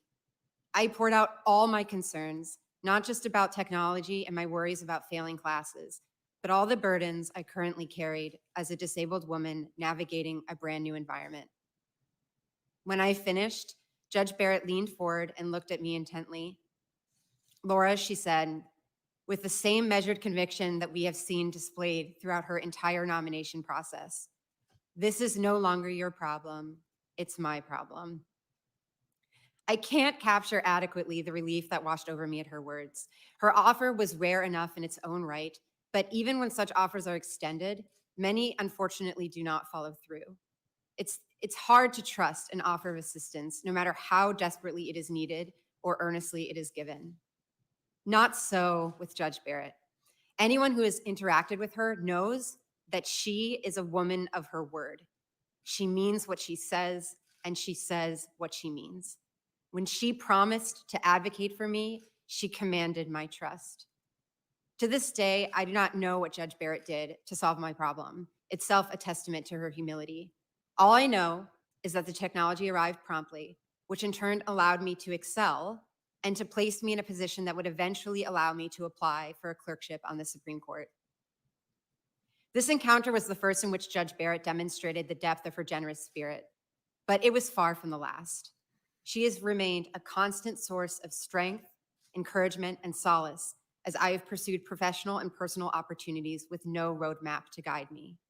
Through her mentorship, she has given me a gift of immeasurable value, the ability to live an abundant life with the potential to break down barriers so that I can leave this world a better place than I found it.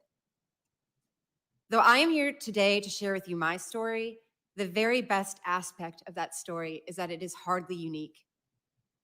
Those who have had the benefit of knowing Amy Coney Barrett understand that she possesses a boundless font of energy and a radical sense of love that she is ever ready to pour out upon those lucky enough to call her teacher, boss, family, and friend.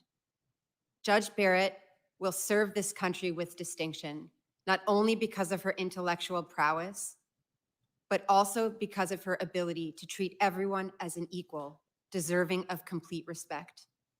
As a beneficiary of both of these qualities, I urge you to confirm Judge Amy Coney Barrett to the Supreme Court of the United States. Thank you.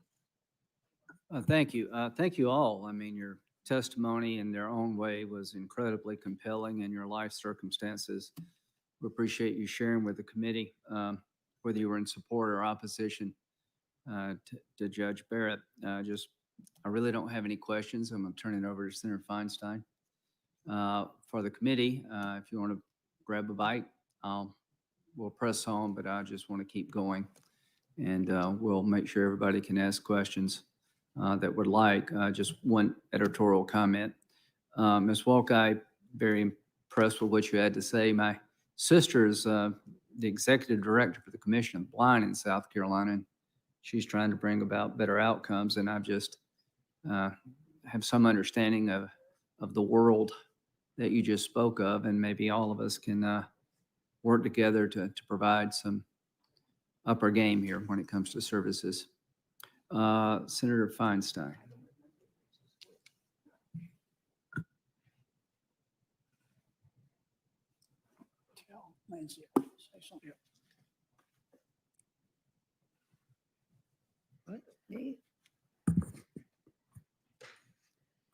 I would like to ask this question, if I may, of Crystal Good. I want to thank you for being here and sharing your very remarkable story with the committee. You've testified about a very personal decision that you made as a teenager to have an abortion. I'd like to just talk to you a little bit more about it because, as you and I both know, this is very hard for a girl or for a woman, and the personal circumstances are often not known. And so I was wondering if you would discuss with us what it has meant for you to have that right constitutionally to reproductive care. Thank you, Senator Feinstein. I just want to say that, I'm here today with the support and prayers of my pastor, of my friends and folks from Hills and Hollers, and my family, including my mom. And my mom and I have come a really long way. We've been on a very long healing journey to build a strong relationship. Her actions then were not excusable, but today I really understand how women like my mom and men too can fall prey to a culture of silence in churches and systems that knew what my stepfather was doing, and they protected him and not me. And so, my right to access health care is why I am here today. And I am speaking from not a place of bitterness, but to give caution and concern in this nomination that the government cannot and should not create barriers to health care. Thank you. Thank you very much. And it's very clear that you're a very strong person. I think we all wish you well. I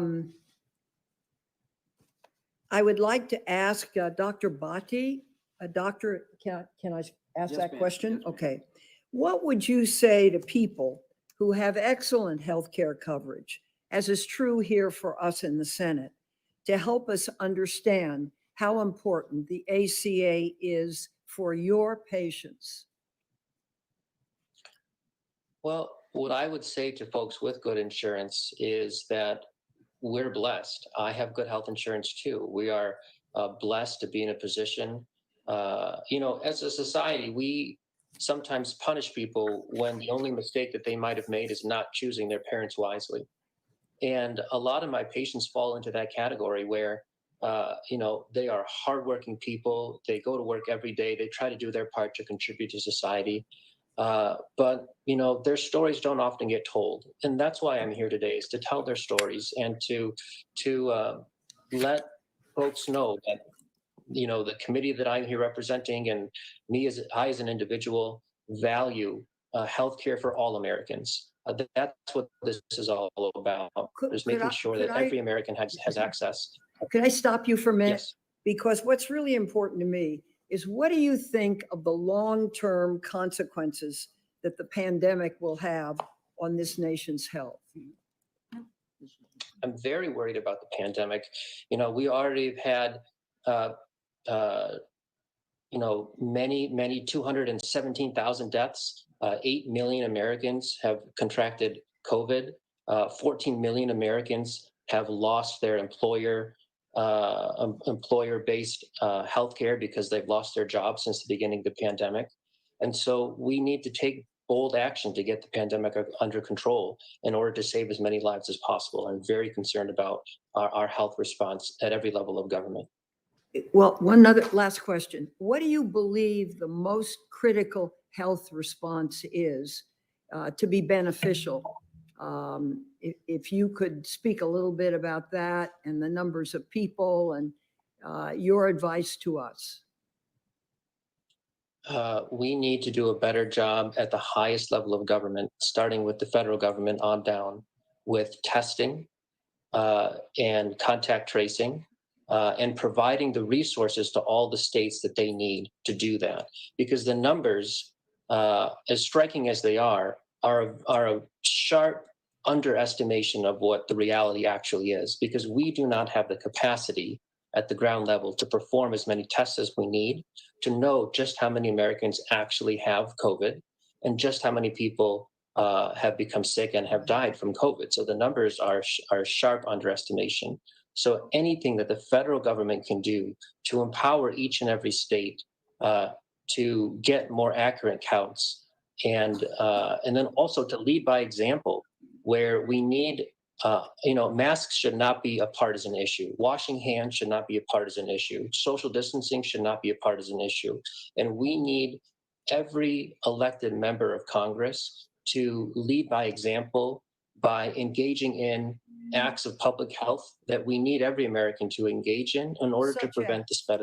Such as what kind of acts of public health? I mean, basic things like having every member of Congress commit to wearing a mask, every member of Congress commit to social distancing, commit to not going into indoor places with more than 10 people, not holding large rallies where people aren't wearing masks, standing right side by side next to each other. Every member of Congress has, I believe, as a physician, has an obligation to lead by example. And that's what's going to help my patients the most is when they see elected officials that they trust leading by example and in participating in or taking part in simple public health measures to keep everybody safe. Thank you very much, Doctor. Dr. Rob Bowery, I'll turn it over to Senator Kennedy. Does that include protest? I beg your pardon, Senator? Would that include mass protest? Any large gathering of people. Would that include rioting? No, well, sir, I don't support rioting if that's what you're asking me. But Well, any I just want to make sure. Thank you. Senator Kennedy. Thank you, Mr. Chairman. I just wanted to thank all of our witnesses for taking the time to come by. I particularly want to thank Professor Prakash. Am I saying that right? Great. Thank you, Professor.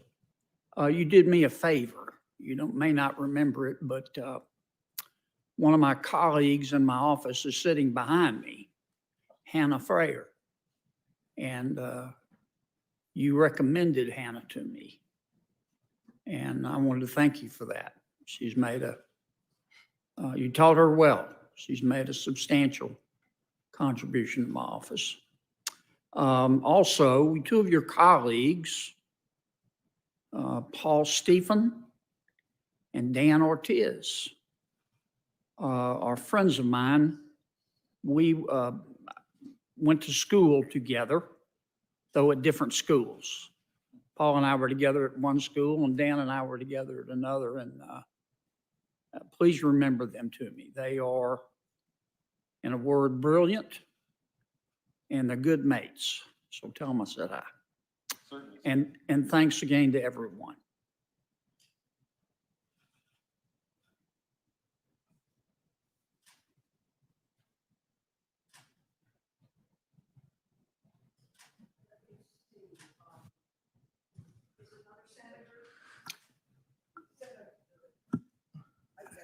Here's one. Thanks, Senator Feinstein. I want to show you a photo of Nate Lau. I've produced a photo of an Illinoisan every day. And this one, Nate, photo is 8 years old, good-looking young man. It's the 8th anniversary of a surgery that saved his life, diagnosed with biliary atresia.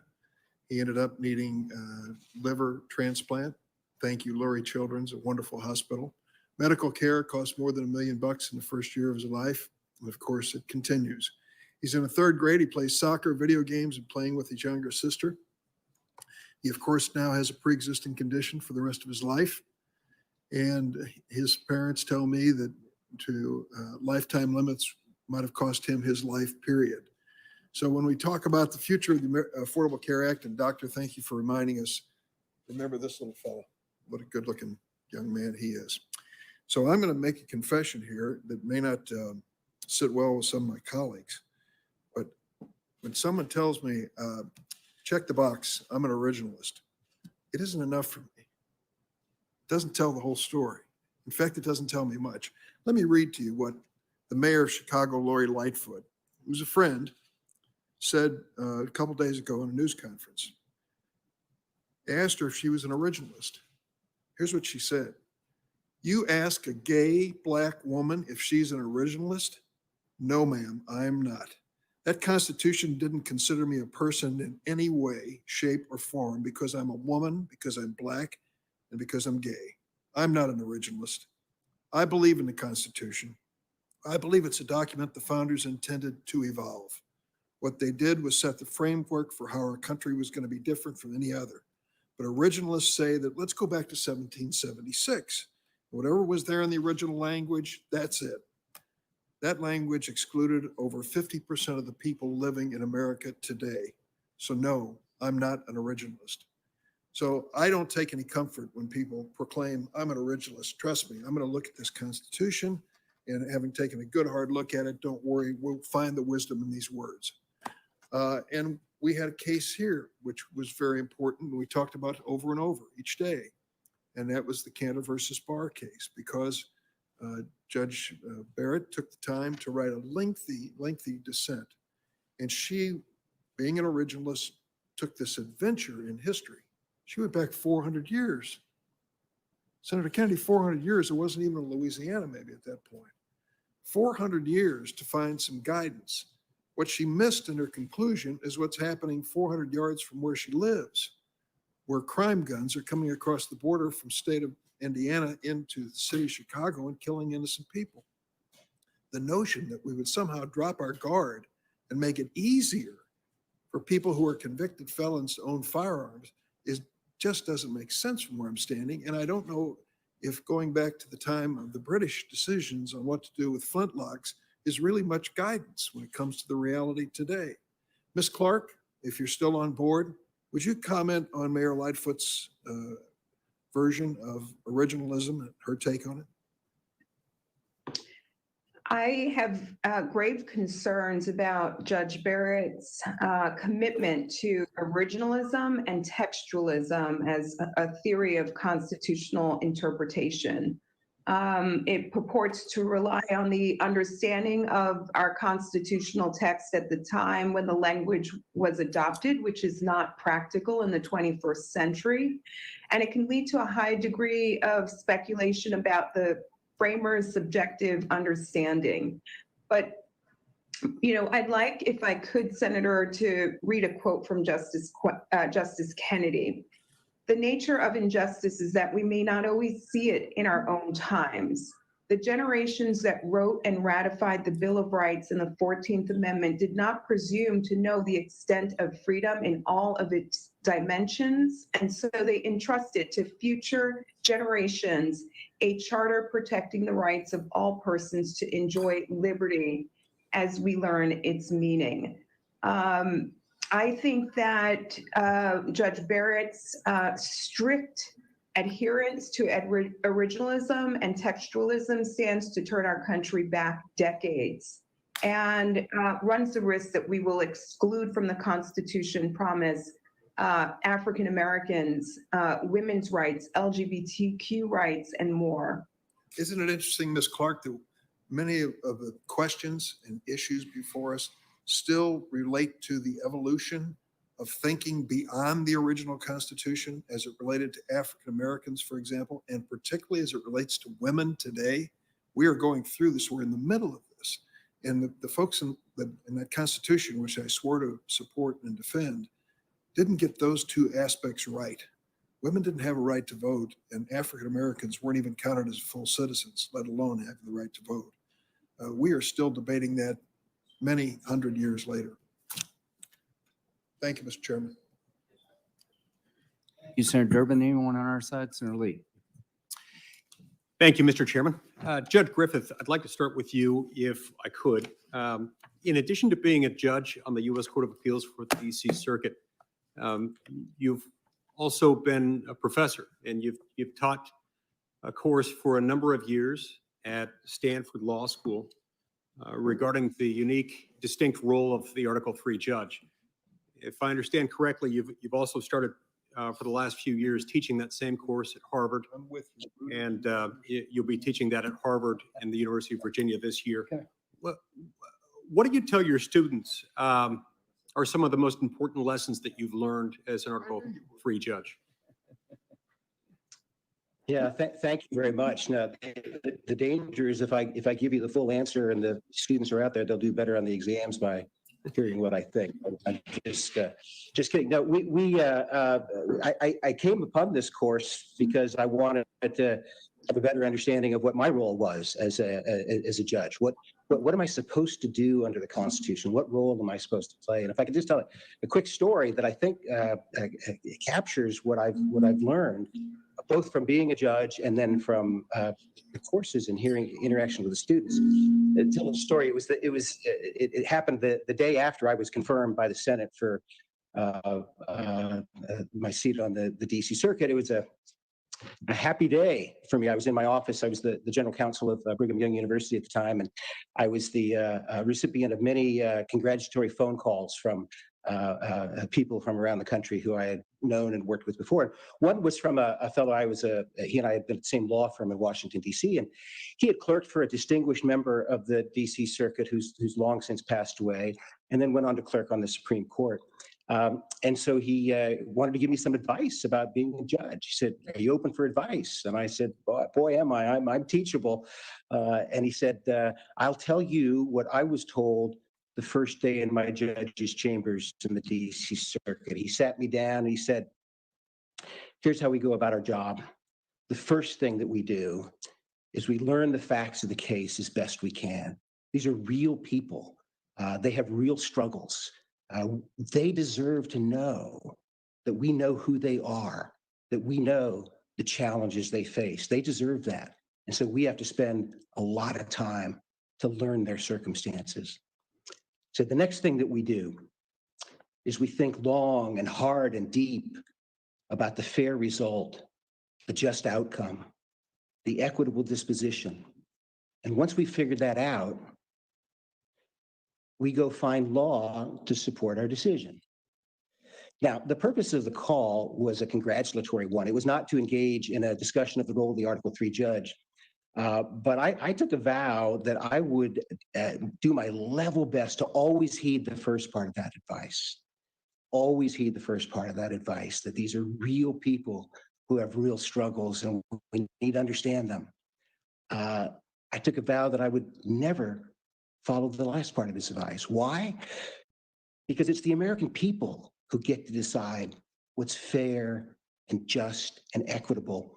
And they express that through their politically accountable representatives, through members of Congress. They do that through legislation. They do that through the Constitution of the United States. I was not appointed to decide, to take my own views of what's fair and just and equitable and use them to resolve the case. That's not what our system allows. Maybe that would be a perfectly good way of running a government, but that's not the system that our government was created to do. I'm an originalist. I'm a textualist. There are many political progressives who are originalists. One is Professor Akhil Amar, who's a great originalist scholar and is a political progressive. Professor Amar, in his book, The Constitution, a Biography, which I highly recommend, says something I think quite profound. The most fundamental, I won't quote him, but I'll paraphrase him. According to Professor Amar, the most fundamental liberty protected by the Constitution is the right of we the people to set the rules by which the government